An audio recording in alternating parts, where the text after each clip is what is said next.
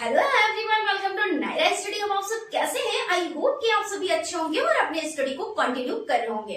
Friends, आज के video lecture में हम बात करने वाले हैं जो आपका सब्जेक्ट कंप्यूटर हो जाता है, इसके जो पवन सीरीज के हैं अति लघुत्तरीय टाइप क्वेश्चंस, उनको कंटिन्यू करेंगे। इससे पहले की वीडियोस में हम लोगों ने बहुविकल्पी टाइप क्वेश्चंस की सीरीज को कंटिन्यू किया, उसको कंप्लीट किया और कुछ अति लघुत्तरीय टाइप क्वेश्चंस को कंप्लीट किया।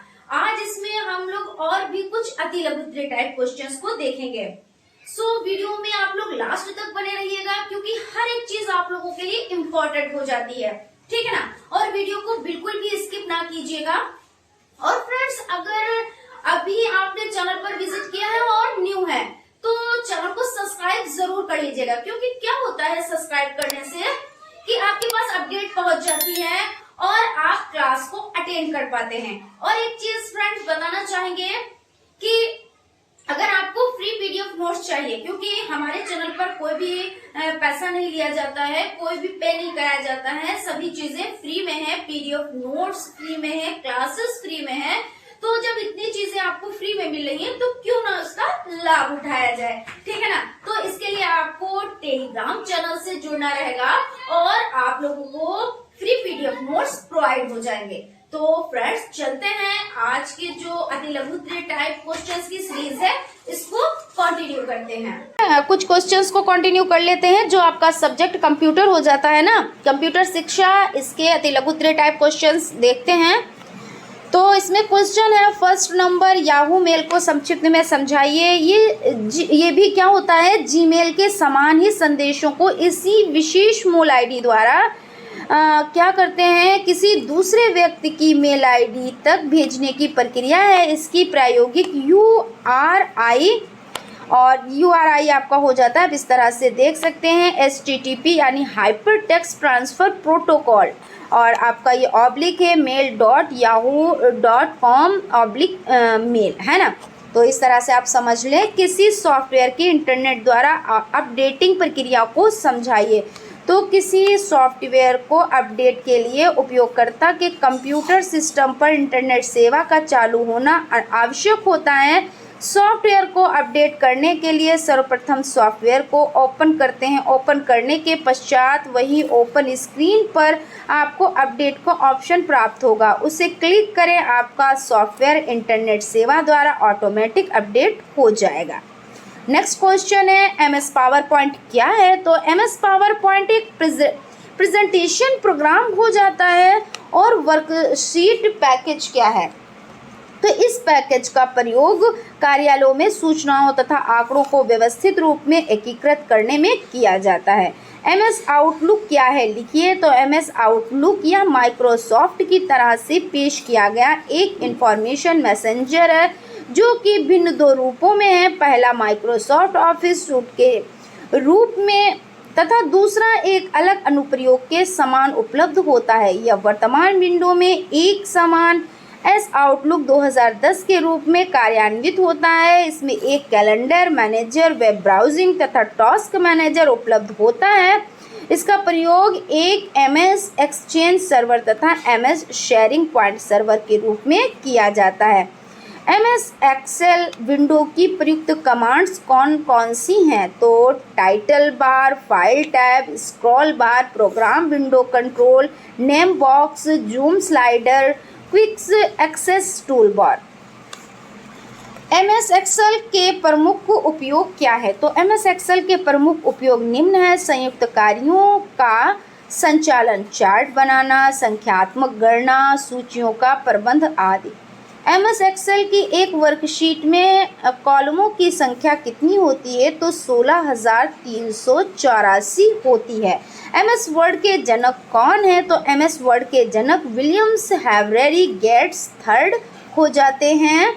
नेक्स्ट क्वेश्चन है, MS एक्सेल क्या है। MS एक्सेल में इलेक्ट्रॉनिक स्प्रेडशीट, डेटाबेस और ग्राफिक्स का प्रयोग अत्यंत सरल एवं प्रभावशाली ढंग से किया जा सकता है। MS पावर पॉइंट कैसा सॉफ्टवेयर है, तो MS पावर पॉइंट आपका हो जाता है एक ग्राफिकल प्रेजेंटेशन एप्लीकेशन सॉफ्टवेयर है। माइक्रोसॉफ्ट एक्सेस क्या है, तो यह एक database management system DB MS है। IPO का पूरा नाम लिखिए तो input processing and output cycle हो जाता है। और इस तरह के क्वेश्चंस बहुत ज़्यादा एग्जाम में बनते हैं, इसलिए आप लोग जितनी भी फुल फॉर्म्स हैं उनको अच्छे से याद कर लीजिए। वेन का प्रसार क्षेत्र कितना होता है, तो वेन यानी वाइड एरिया नेटवर्क का प्रसार क्षेत्र संपूर्ण देश तथा विश्व के किसी भी कोने तक फैला होता है। और रोम का पूरा नाम तो रीड ओनली मेमोरी हो जाता है। नॉन इम्पैक्ट प्रिंटर क्या होता है, तो नॉन इम्पैक्ट प्रिंटर में मुद्रण प्रिंटर्स में मुद्रण की क्रिया शांत होती है। Laser printer non impact printer का एक उत्कृष्ट उदाहरण है। इन प्रिंटर्स में एक बार में एक ही प्रति मुद्रित होती है, यानी एक बार में क्या होता है, एक ही कॉपी निकलती है। और कंप्यूटर सॉफ्टवेयर क्या है, तो सॉफ्टवेयर क्या है अथवा, है ना, तो यह प्रोग्राम जो कंप्यूटर को चलाने, उसको नियंत्रित करने, उसके विभिन्न भागों की देखभाल करने तथा उसकी सभी क्षमताओं का अच्छे से अच्छा उपयोग करने के लिए लिखे या बनाए जाते हैं, उनको कंप्यूटर सॉफ्टवेयर कहा जाता है। वेब ब्राउज़र क्या होते हैं, वेब ब्राउज़र एक ऐसा प्रोग्राम होता है जो इंटरनेट या मुख्य वर्ल्ड वाइड पर सूचनाएं खोलता है और वेब पेजों को प्रदर्शित करता है। ठीक है, क्वेश्चन हो जाता है BIOS का पूरा नाम, तो basic input output system. Video screen के बैकग्राउंड को क्या कहते हैं, तो डेस्कटॉप कहते हैं। आइकन क्या होता है, तो विंडोज़ डेस्कटॉप यहाँ पे विंडोज़ हो जाता है। विंडोज़ डेस्कटॉप पर जो भी विभिन्न एप्लीकेशन और डॉक्यूमेंट्स प्रदर्शित होते हैं उन्हें दर्शाने वाला आइकन होता है। माई नेटवर्क प्लेसेस क्या है, तो इसके द्वारा नेटवर्क पर उपलब्ध फोल्डर्स तथा फाइलें देख सकते हैं। MS वर्ड क्या है, तो MS वर्ड माइक्रोसॉफ्ट वर्ड एक वर्ड प्रोसेसिंग एप्लीकेशन सॉफ्टवेयर है। कंप्यूटर नेटवर्क में कौन कौन सा उपकरण प्रयोग होता है, तो कंप्यूटर नेटवर्क में तार, हब, स्विच, राउटर आदि का प्रयोग होता है। एनिमेशन क्या है, एनिमेशन हरकत या भ्रम पैदा करने के लिए 2D या 3D कलाकृति या मॉडल छवियों का तेज़ी से प्रदर्शित होने वाला एक अनुक्रम है। स्पैम किसे कहते हैं, तो स्पैम एक असंगत और अनचाहा ईमेल है जिसमें प्रायः विज्ञापन भरे होते हैं।